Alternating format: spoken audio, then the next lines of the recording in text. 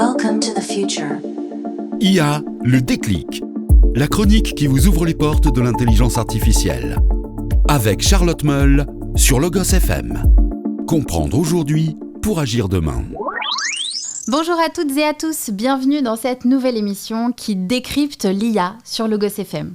Alors aujourd'hui, j'ai le plaisir de recevoir Théo Douget, qui est étudiant entrepreneur à Sigma Clermont et qui est porteur du projet Anonyme IA. À travers son parcours, son regard de jeune entrepreneur et aussi son travail autour de la sécurisation des données, nous allons essayer de mieux comprendre comment l'intelligence artificielle peut se développer dans des environnements où la confidentialité est une exigence majeure. C'est parti pour IA le déclic sur Logos FM. Alors, Théo Douget, pour commencer, je vais vous laisser vous présenter en quelques mots ainsi que nous expliquer le concept d'Anonyme IA.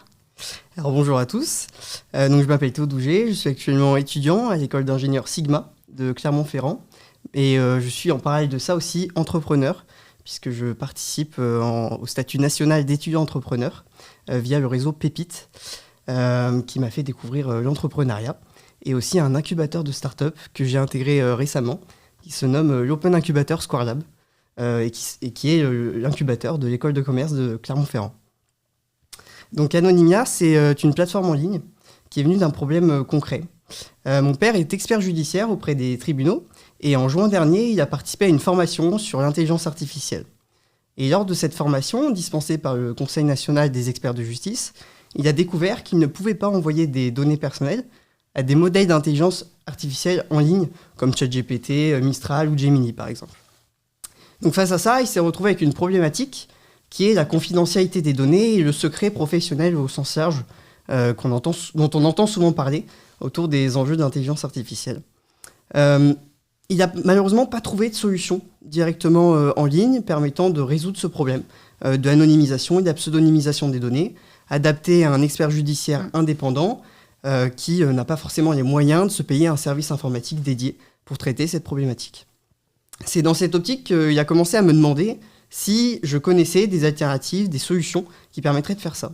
Et n'en connaissant pas moi-même, j'ai décidé de me lancer là-dedans et d'essayer de construire une plateforme qui permette de répondre à son besoin.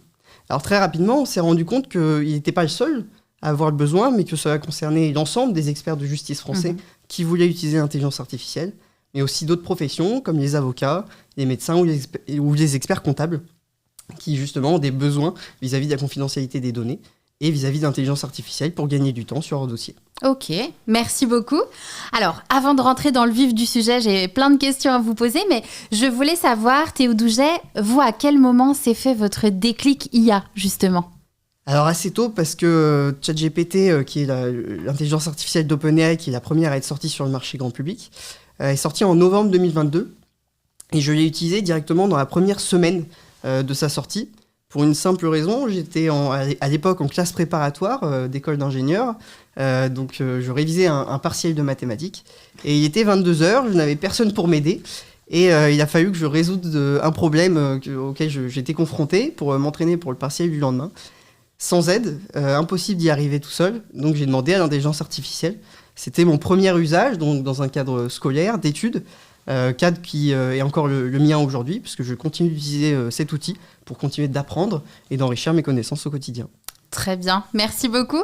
Alors, dans les usages que vous observez, quel type de documents ou de données demandent le plus de vigilance quand il s'agit de les mettre dans l'IA ? Parce que si je résume, en fait, Théo Douget, votre solution, elle permet d'anonymiser les données avant même de les mettre dans un outil d'IA générative. C'est ça ? Exactement. Notre plateforme, elle se présente comme un sas de confidentialité entre vos documents qui contiennent parfois des données sensibles, des données personnelles, des noms, des prénoms, des adresses mail, et l'intelligence artificielle. Concrètement, vous arrivez sur la plateforme, vous déposez vos documents, vous choisissez entre la pseudonymisation et l'anonymisation des données, qui sont les recommandations de votre ordre professionnel, par exemple, si vous êtes soumis à un ordre comme celui des avocats. Et ensuite, la plateforme pseudonymise ou anonymise automatiquement vos documents de manière confidentielle, et vous pouvez ensuite les enregistrer au sein de cette plateforme, puis les utiliser via notre chat IA qui comprend les meilleurs modèles d'intelligence artificielle du moment, Mistral, Gemini, Claude ou encore GPT d'OpenAI. Et donc là, vous avez parlé de nom, de prénom, d'adresse mail. Est-ce qu'il y a d'autres données auxquelles on doit faire attention et qu'on ne doit pas communiquer à l'IA ? Alors exactement, dans ce qu'on entend généralement, c'est des données personnelles confidentielles. Mais il y a aussi pour les entreprises, les données d'entreprise, les secrets de fabrication par exemple. Il faut savoir qu'aujourd'hui, les intelligences artificielles comme ChatGPT, Mistral ou Gemini, quand vous avez un abonnement gratuit, que vous ne payez pas, elles entraînent leur futur modèle d'intelligence artificielle sur les données issues de vos conversations. Donc si vous êtes quelqu'un qui a une entreprise et que vos employés utilisent discrètement l'intelligence artificielle sans vous informer et avec des abonnements, des plans gratuits, et ben dans ce cas, il y a un risque que vos secrets professionnels, vos secrets de fabrication, qui font le savoir-faire de votre entreprise, soient communiqués à ces plateformes en ligne, et que donc ce secret se retrouve en fait dans de la donnée presque publique, dont les modèles d'intelligence artificielle sont utilisés aujourd'hui. Très bien, merci beaucoup. Quels sont les principaux risques ? Parce que là, on dit effectivement, il ne faut pas communiquer ces données. Donc les risques, ce que vous venez d'annoncer, c'est que finalement, elles peuvent se retrouver dans les données d'entraînement. Mais est-ce qu'on peut aussi réutiliser potentiellement une adresse mail qu'on aurait donnée dans ChatGPT ou un autre outil d'IA ? Est-ce que derrière, ça vaut pour le fait d'accepter qu'on utilise cette adresse et qu'on nous envoie des courriers non sollicités, par exemple ? Alors ça, c'est quelque chose qui concerne du coup le secret professionnel, le secret de la donnée, les données personnelles. Il y a pour moi deux risques. Alors le risque que ces données se retrouvent pleinement dans un chat IA intégré et que demain, en posant la question qui est telle personne, on retrouve son adresse mail est quand même assez peu probable parce que ces entreprises ont quand même des mesures derrière. Elles font attention, elles sont soumises au RGPD, Règlement général de la protection des données aussi. Et donc il est peu probable que cela se retrouve dans le champ public complètement. Cependant, on n'est jamais aucun système n'est infaillible. Il peut y avoir des fuites de données, des attaques criminelles aussi, faites par des hackers. Et donc, on peut avoir ce risque-là. Ça, c'est le risque principal, c'est surtout de la cybersécurité, en fait. Le deuxième risque, à mon sens, il est déontologique. Il faut savoir que pour un professionnel, un avocat ou un expert judiciaire, il est soumis au secret professionnel.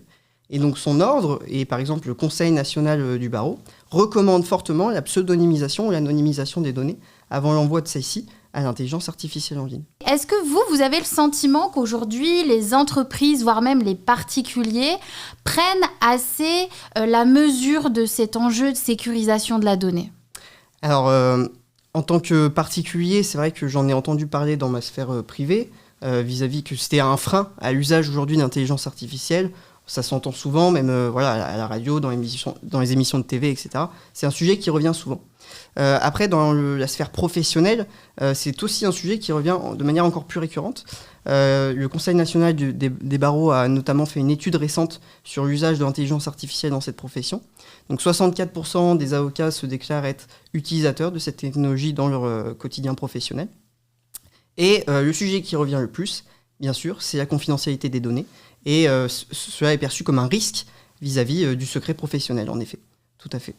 Donc là, si j'ai bien compris, dans certaines professions, on a pris les devants et on a formé les utilisateurs pour qu'ils aient conscience de cette confidentialité. C'est bien ça ? C'est ça. Vous avez parlé tout à l'heure de règlement général de protection des données. Est-ce qu'il y a d'autres réglementations autour de l'intelligence artificielle dont vous pourriez nous parler ? Oui, bien sûr. Alors, il y a notamment une loi européenne qui est en cours d'application, l'IA Act européen. Donc, l'IA Act, c'est un règlement qui vient en supplément du RGPD, qui vient le compléter d'une certaine manière, et qui impose des usages sur le côté éthique de l'usage de l'intelligence artificielle. Notamment, par exemple, le fait que vous ne pouvez pas sous-traiter l'ensemble de votre travail et de votre responsabilité à un système d'intelligence artificielle autonome. On parle souvent de l'intelligence artificielle et de son impact dans la guerre, notamment au Moyen-Orient en ce moment, via les entreprises américaines comme Claude qui sont utilisées par le gouvernement américain pour réaliser des frappes. Et ça, c'est totalement interdit en Europe. Vous devez être en permanence capable d'avoir une supervision humaine sur votre système d'intelligence artificielle, tant automatisé qu'il puisse être. Vous devez être le seul décisionnaire. C'est quelque chose qui est fortement appuyé dans l'IA Act et de manière générale dans les lois, en fait. Ça, c'est la première chose. Et une deuxième chose, c'est la journalisation des interactions par intelligence artificielle. C'est-à-dire que quand vous faites une requête à un système d'intelligence artificielle en tant que professionnel, vous devez d'avoir un journal, donc une journalisation, un journal qui fait un résumé des prompts, donc de vos questions envoyées à l'intelligence artificielle, un résumé des réponses, le modèle utilisé, la date, l'heure, tout un tas de données en fait. Donc ça, c'est quelque chose qui est proposé aussi sur notre plateforme de manière automatique et avec aussi le fait de mentionner la supervision humaine.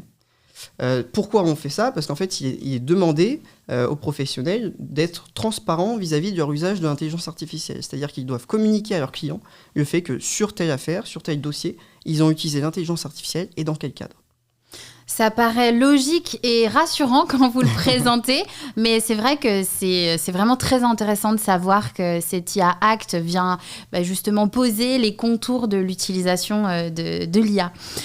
Vous venez outiller finalement des métiers.